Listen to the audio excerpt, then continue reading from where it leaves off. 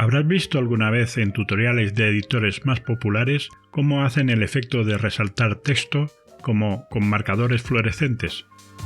Pues después de pasarme horas probando, he conseguido hacerlo en nuestro Kdenlive. Y para que no pierdas el tiempo, te lo voy a mostrar en este vídeo. No te lo pierdas porque es muy sencillo.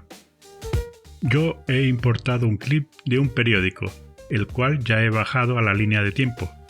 También me he preparado un clip de color, que para quien no lo sepa, solo debe pulsar con el botón derecho del mouse en la ventana de medios y escoger la opción de crear clip de color. Yo lo he cogido verde, claro, pero los marcadores pueden ser verdes, anaranjados o azules, así que escoge el color que quieras. Bajo el clip al timeline, por encima de nuestro clip de imagen. Como ves, estos clips de color ocupan todo el formato de pantalla, pero ahora lo arreglamos. Ves a efectos y selecciona el que pone Luma Key para arrastrarlo al clip. Kdenlive tiene otros que también servirían para hacer el efecto. Ahora busca el de transformación y también se lo aplicas al clip de color. Ahora, al clicar en el clip, además de aparecer los efectos que le hemos aplicado, aparecerán unos tiradores alrededor de la ventana de color. Le activo la palometa de distorsionar para que se adapte su forma a lo que yo ajuste con esos tiradores. Lo voy a moldar al primer párrafo que quiero resaltar, haciendo que lo cubra totalmente. Ahora me voy al efecto de Luma Key y voy a poner el deslizador de umbral donde justo comenzaría a verse el texto.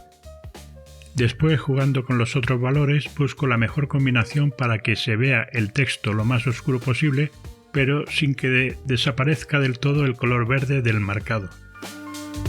Una vez que hemos obtenido el resultado más realista posible, nos vamos a ir al efecto de transformación. Estando con el cabezal al inicio, nos vamos al valor de la anchura y lo ponemos a 1.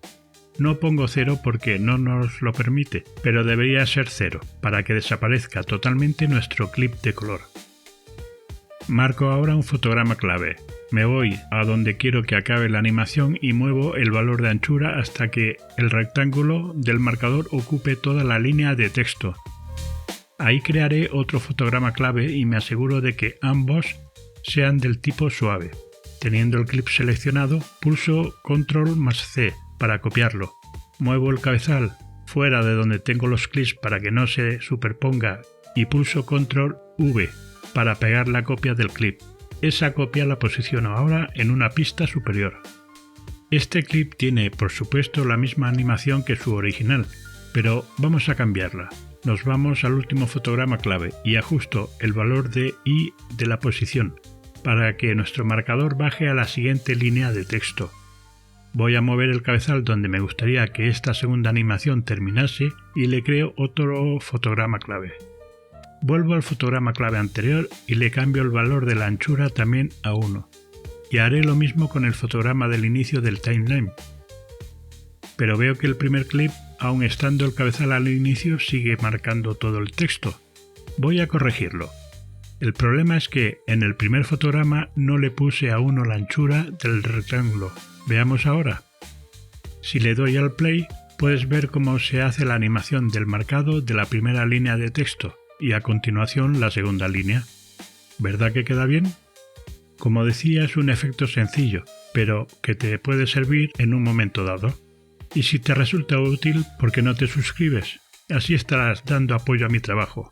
Y para que sigas aprendiendo a trabajar con este estupendo editor, te dejo otro fantástico vídeo por aquí. ¡Chao!